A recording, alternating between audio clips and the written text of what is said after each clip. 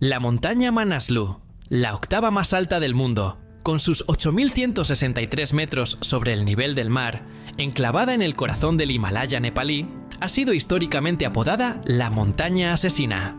Dale like, suscríbete y comparte. Comencemos.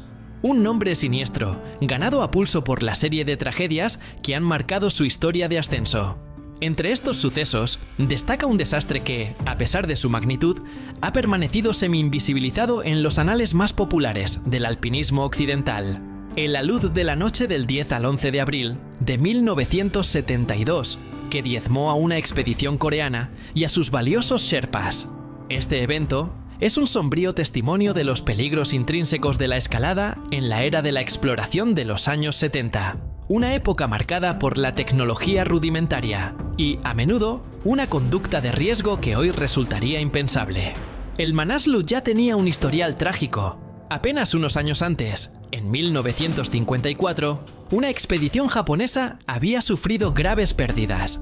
No obstante, la avalancha de 1972 se destaca por la cantidad de vidas perdidas y por el hecho de que la mayoría de las víctimas eran los verdaderos pilares de la escalada, los sherpas nepalíes, cuyas contribuciones y sacrificios suelen ser borrados o minimizados en las narrativas occidentales. El suceso ocurrió en la noche gélida, entre el 10 y el 11 de abril de 1972.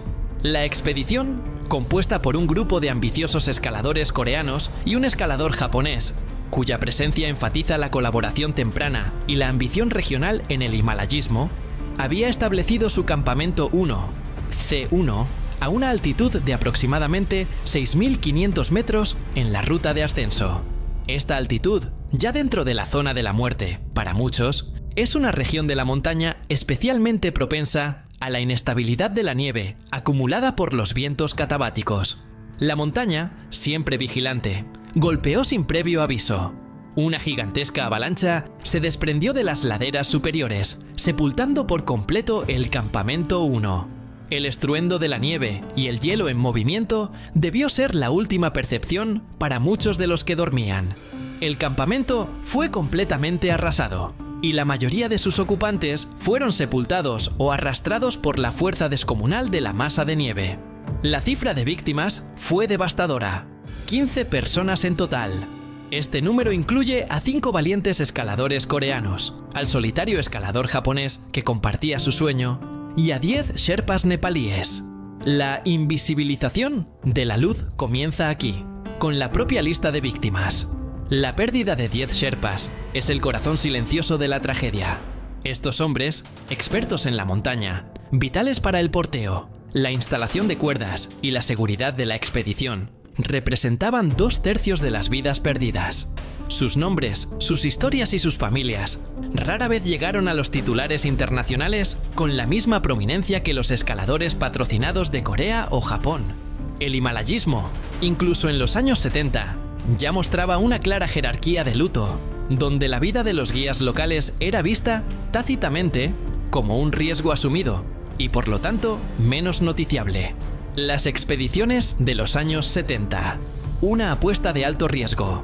Para comprender la magnitud de la tragedia, es crucial situarla en el contexto del himalayismo de los años 70.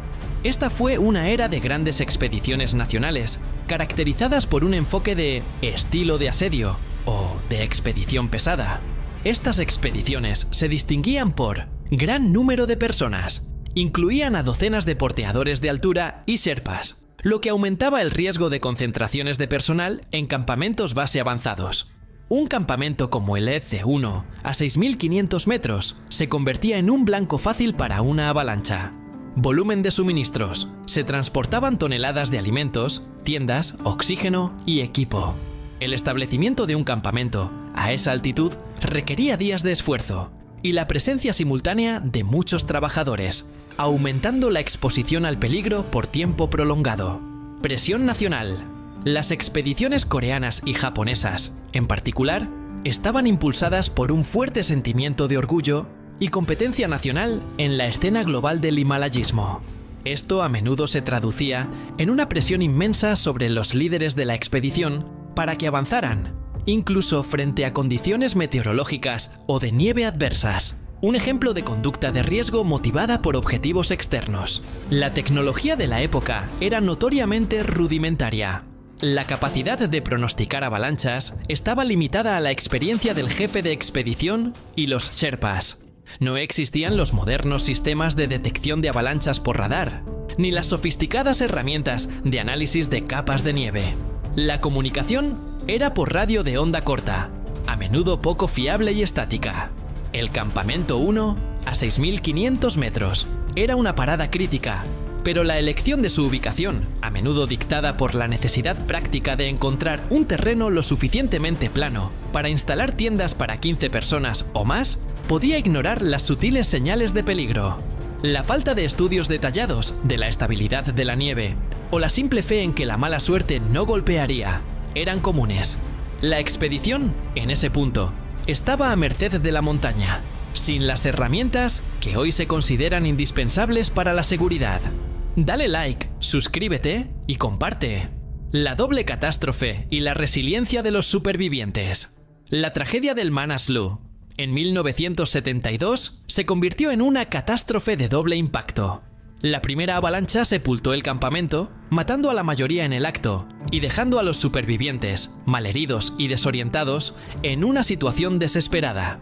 Los pocos escaladores que lograron sobrevivir a la fuerza inicial de la luz se encontraron en un escenario de caos absoluto, oscuridad, temperaturas bajo cero, equipo destruido y la terrible certeza de que sus compañeros yacían sepultados bajo toneladas de nieve y escombros. La capacidad de reaccionar era mínima. En ese estado de shock y agotamiento, la montaña asestó el segundo golpe. Los supervivientes y sus tiendas, precariamente instaladas, fueron arrastrados por una segunda avalancha. Este evento, posterior al inicial, a menudo ocurre cuando la nieve de la primera avalancha desestabiliza las laderas adyacentes o cuando una segunda capa de nieve acumulada se desliza.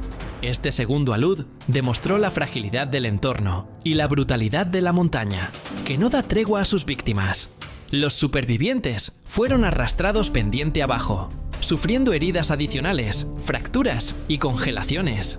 El hecho de que algunos lograran sobrevivir a este doble embate es un milagro y un testimonio de la tenacidad humana. Malheridos y sin la posibilidad de una evacuación rápida, su destino pendía de un hilo. La noticia del desastre, lenta y fragmentada, finalmente llegó a las bases operativas. El rescate y la asistencia llegaron de un lugar inesperado. Otra de las complejidades geopolíticas de la época. Fueron encontrados por la expedición del Tíbet. Aunque los detalles de esta interacción varían según las fuentes, la asistencia oportuna de un equipo vecino fue crucial.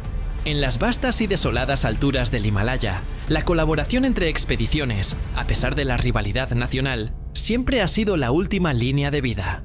Los supervivientes fueron asistidos en el lugar y, con gran dificultad, evacuados a zonas más seguras. La ausencia en la historia. El alud invisibilizado.